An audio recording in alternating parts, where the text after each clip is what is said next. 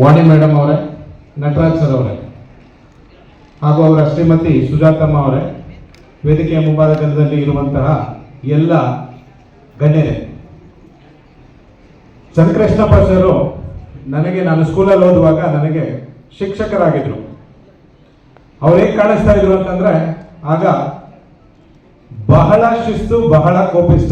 ನನ್ನ ಹಿರಿಯ ಅಧಿಕಾರಿಗಳಾದಂಥ ಸನ್ಮಾನ್ಯ ವೆಂಕಟಯ್ಯನವರು ಹಾಗೂ ನಟರಾಜ್ ಅವರು ಮತ್ತು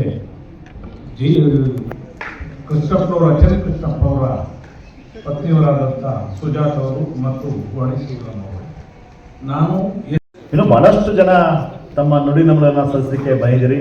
ಅದೇ ರೀತಿ ಕರ್ನಾಟಕ ಸಮತಾ ಸೈನಿಕ ದಳದ ಪ್ರೊಫೆಸರ್ ಬಕ್ಕಾಯಿ ಅವರು ಮತ್ತು ಎಲ್ಲ ಜಿಲ್ಲಾಧ್ಯಕ್ಷಗಳು ಬಂದಿದ್ದೀರಿ.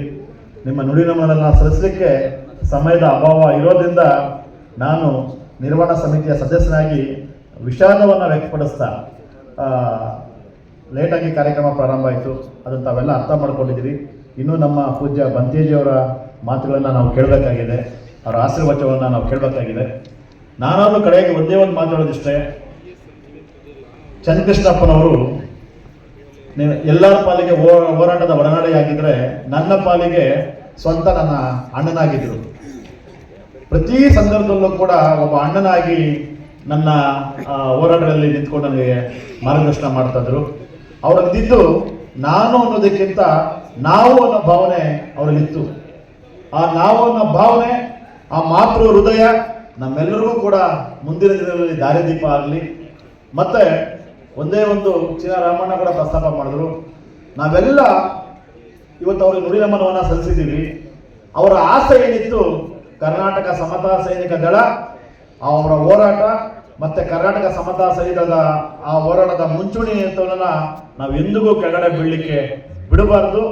ನಿಜವಾಗ್ಲೂ ನಾವೇನೋ ಅವ್ರಿಗೆ ಒಂದು ಬದ್ಧತೆ ತೋರಿಸೋದಾದ್ರೆ, ಅವರ ಹೋರಾಟಗಳನ್ನ ಕರ್ನಾಟಕ ಸಮತಾ ಸೈನಿಕರ ಹೆಸರಲ್ಲಿ ನೀವೆಲ್ಲ ಸೇರಿ ಮುಂದುವರಿಸೋದ್ರ ಮುಖಾಂತರ ಅವರ ಆಸೆಯನ್ನ ಸದಾ ಜೀವಂತವಾಗಿಡೋಣ.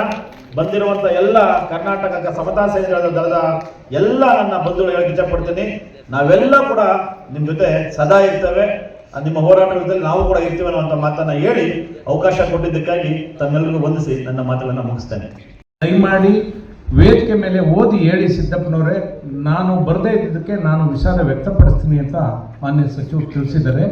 ನಾವು ಕರ್ನಾಟಕ ದಲಿತ ಸಂಘಟನೆಗಳ ಒಕ್ಕೂಟದಿಂದ ಈ ಮನವಿಯನ್ನು ಮಾನ್ಯ RN ರಮೇಶು ಮತ್ತು ಕಮಲಮ್ಮನವರು ಮತ್ತು ನಾನು ಮತ್ತು ಸಿದ್ದಲಿಂಗಯ್ಯನವರು ಸೈನ್ ಮಾಡಿ ಸಚಿವರಿಗೆ ಒಂದು ಮೆಮೊರಾಂಡಮ್ ಮಾಡಿದ್ದೀವಿ.